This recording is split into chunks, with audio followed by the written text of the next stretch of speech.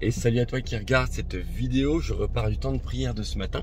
Oui, nous prions de 6h30 à 7h30 du matin, le mardi matin, parce que nous savons que sans la prière, rien ne bouge. Sans la prière, il ne se passe rien. La prière, c'est simplement parler d'ici-bas sur terre, tout en prenant notre position dans le ciel. Faire monter vers le ciel, traverser le ciel de l'adversaire, j'ai envie de dire, le royaume de l'adversaire, pour nous raccrocher au royaume de Dieu, notre Père, et faire basculer les situations dans le nom de Jésus. Ça, c'est la prière. Je te laisse cette réflexion simplement ce matin, parce que je ne sais pas quelle est ta vision de Dieu. Est-ce que tu as une vision de Dieu, et ça peut si souvent nous arriver, qui est minimaliste? Alors, tout de suite, on peut dire, bah non, ma vision de Dieu, elle n'est pas minimaliste. Mais ce que je veux dire par là, c'est que, on pourrait dire, oui, Dieu est grand, on sait que Dieu est majestueux, Dieu est glorieux. Mais dans des situations, dans ce que nous vivons parfois, dans des trames de situations qui s'additionnent et qui durent dans le temps, des fois, nous sommes enclins à penser que Dieu a voulu que ça se termine comme ça, et que en fait, la pensée de Dieu, c'est que oui, ça finisse un peu en queue de poisson, ça finisse un peu en voie sans issue, ça finisse un peu. Mais Dieu n'est pas le Dieu minimaliste. Dieu n'est pas le Dieu qui n'a pas pensé aux détails. Dieu n'est pas le Dieu qui aime les voies de garage, comme on les appelle. Voilà. Dieu est le Dieu de l'ampleur. Dieu est le Dieu de la grandeur. Ce qui n'évite pas de souffrir parfois et d'avoir des moments difficiles. Hein. Je ne dis pas que Dieu est le Dieu de la facilité, voilà. Non. Mais Dieu est le Dieu qui pense tout parfaitement. Notre Père sait ce qu'il fait. Je te lis Exode 7, verset 16. Tu sais, c'est le temps où Dieu décide de faire sortir son peuple d'Égypte. Et il dit ceci, et tu diras à Pharaon, l'Éternel, le Dieu des Hébreux, m'a envoyé auprès de toi. Donc c'est Dieu qui parle à Moïse pour lui dire ce qu'il devra dire. L'Éternel, le Dieu des Hébreux, m'a envoyé auprès de toi pour te dire, laisse aller mon peuple afin qu'il me serve. Et on entend par là le cri du cœur de Dieu, la pensée de ce Dieu qui est le Dieu de l'ampleur, qui n'est pas le Dieu minimaliste. Et il dit ceci, laisse aller mon peuple, c'est-à-dire libère-le pour qu'il me serve. Et il écrit ici, pour qu'il me serve dans le désert. Et voici jusqu'à présent, tu n'as point écouté, etc., etc. Pour qu'il me serve dans le désert. Et nous, parfois, c'est ce qu'on retient. On retient ça. On pense la vision de Dieu, c'était que Dieu a libéré extraordinairement son peuple pour qu'il aille dans le désert. Mais ça, c'est une vision minimaliste.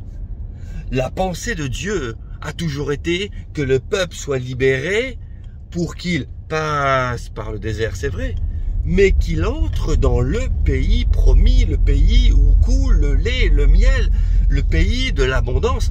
Ça, c'est la vision du Dieu qui est le Dieu de l'ampleur. Alors oui, il y a des moments de désert, mais ce n'est pas la vision finale de Dieu. Oui, il y a des moments de difficulté, mais ce n'est pas la vision finale de Dieu. Oui, il y a des moments où on a l'impression que la voie se resserre, et que tout à coup, c'est une voie de garage, une voie sans issue. Mais les voies sans issue ne sont pas la signature de Dieu. La signature de Dieu, c'est le Dieu qui ouvre une fenêtre quand une porte est fermée. C'est le Dieu qui ouvre une autre voie. C'est le Dieu qui te connaît par ton nom. C'est le Dieu qui te dit les bontés, mes bontés se renouvellent chaque matin. Ça, c'est le Dieu de l'ampleur. Et nous, des fois, on est bloqué à dire, ah oui, dans cette pensée un peu du peuple qui sort d'Égypte, tu nous as sortis d'Égypte, et c'était la pensée du peuple d'Égypte. Du peuple de Dieu sorti d'Égypte. Ils avaient la pensée de l'Égypte.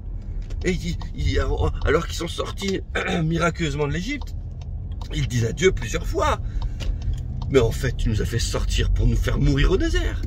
Tu nous as fait sortir, mais on était mieux avec les Égyptiens. Mais ce monde qui nous entoure est le monde de l'esclavage. Ce monde qui nous entoure, ça représente l'Égypte. C'est l'atmosphère du premier ciel, le règne de Satan. Ça représente l'esclavage qui veut nous rappeler ce que nous étions avant, esclaves du péché.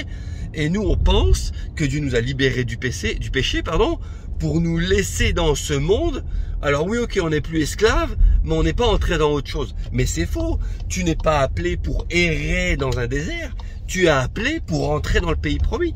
Et le pays promis, c'est que tu entres dans le royaume de Dieu déjà maintenant, alors que tu es vivant. Ça, c'est la promesse de Dieu. Dieu n'est pas un Dieu minimaliste. Dieu est un Dieu d'ampleur. Et Dieu veut que tu entres dans ce qu'il a appelé à ce que tu vives. Il te connaît par ton nom. Alors, te laisse pas abattre. Il peut paraître que tu sois dans un désert, il peut paraître que Dieu t'ait sorti d'une situation, puis tu te dis, zut, tu sors d'une situation, ça paraissait une victoire, et puis pouf, ça retombe, et j'ai l'impression que c'est un désert. Ne t'inquiète pas, serre-le, parce que dans le passage qu'on a lu, il est dit, laisse partir mon peuple. Et tu vois, cette phrase se répète souvent dans Exode. Retrouve-la, tu la retrouveras dans divers passages d'Exode. Je t'ai pris Exode 7, verset 16, mais dans d'autres passages d'Exode, il est dit, et c'est le principal à retenir, laisse aller mon peuple pour qu'il me serve. Et ça, c'est ce que tu dois retenir. Sers Dieu, et tu entreras dans les plans qu'il a promis sur ta vie. Sers-le, attache-toi à lui, humblement, demande-lui pardon si besoin, humblement, cherche sa face, humblement, fléchis le genou, humblement, désire servir et servir l'autre d'abord. Alors tu entreras dans ce que Dieu a prévu pour toi. Tu verras que les choses de ta vie, même de ta vie de tous les jours, les choses de ce monde vont fléchir le genou, parce qu'il est dit que tout concourt au bien de ceux qui aiment Dieu. Il est écrit ça. Il est écrit, cherchez d'abord le royaume de Dieu, la justice qu'il demande ou la vie juste qu'il réclame, et toutes choses vous seront données ensuite. Donc, sers Dieu et tu entreras dans ce qu'il a promis pour ta vie. Bénédiction.